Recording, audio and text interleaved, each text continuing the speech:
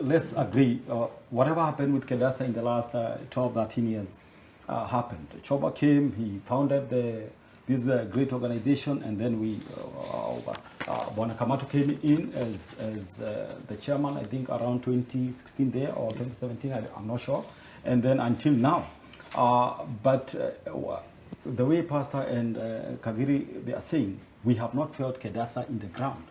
KEDESA have remained a briefcase kind of an organization where like it's in the pocket maybe of the few people, or the people who are running it are not in the ground. And what we are looking for as we go to the election this time round, we want KEDESA to be felt right in the ground. Because some of us, Bona Peter, you know, we have been here for about 20 years, more than half of our lives.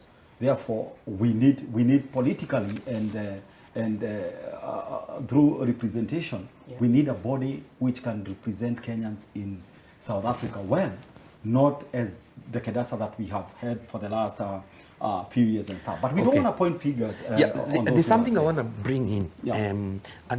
I want to thank Dr. Chomba for the vision. He was one of the pioneers with many others. And when the KEDESA was registered as an NPO, and then we had the leadership of Bwana Kamato, who is the current chairman. And I happen to be in the leadership as the treasurer. I must say that Mr. Kamato did quite well in terms of awareness, because previously, and we must give credit where it's due, Chomba did well in registration of the NPO. The person who really made KEDESA known, you can attest to that, is Bwana Kamato. He did quite well, and he came to Western Cape. But now, and that's what I've been saying, that KEDESA is in the infant stage. We have been crawling. We need now to start standing and walking. And the new leadership, Bona, aka, needs now to take KEDESA to the next stage. And this is where now I'm bringing the issue of the situation irony. The leaders, and I'll ask each one of you to give us your views on this. We can't have leaders seeking leadership to benefit. It's not right. Morally, it's wrong. So the kind of the caliber of leaders we need leaders who can deliver.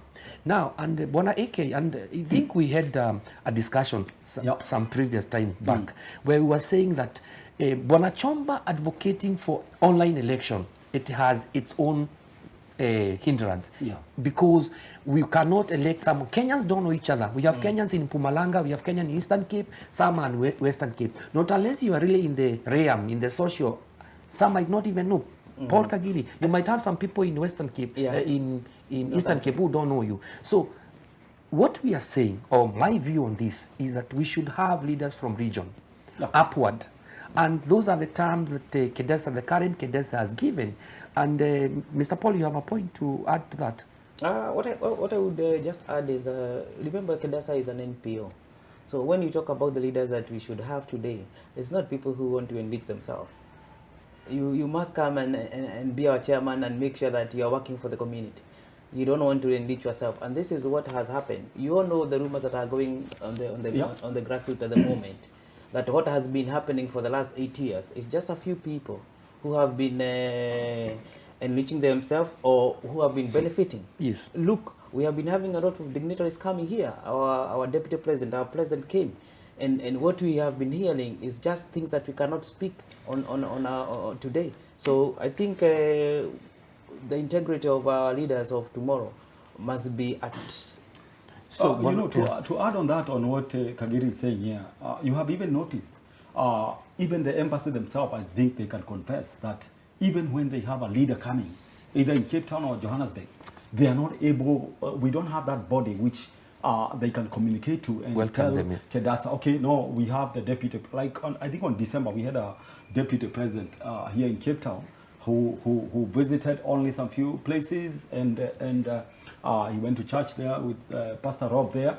But if we had a KEDESA which was working, you know, we could have mobilized our people to come and put our deputy president, maybe on a podcast like this one, and ask them, what are they doing for us in that? So, Bona Alan, just make us understand, are you advocating that KEDESA should be so strong in our region to a point that it should be the body, the first contact body with embassy? Actually, I'm not advocating. That's what it is. I was at because right now I was at the embassy about 5 weeks ago, and the only organization that we have as Kenyans in South Africa, which is recognized by the High Commission, is KEDESA. And we keep on hearing like, okay, we have a body which is representing us. We don't even know who are these people who are represent. I'm sure a lot of people, they are not even gonna tell that you are the current treasurer for KEDESA, because what happened is that you know, we don't want to point fingers, you know, but we have to point where the mistake came in KEDESA.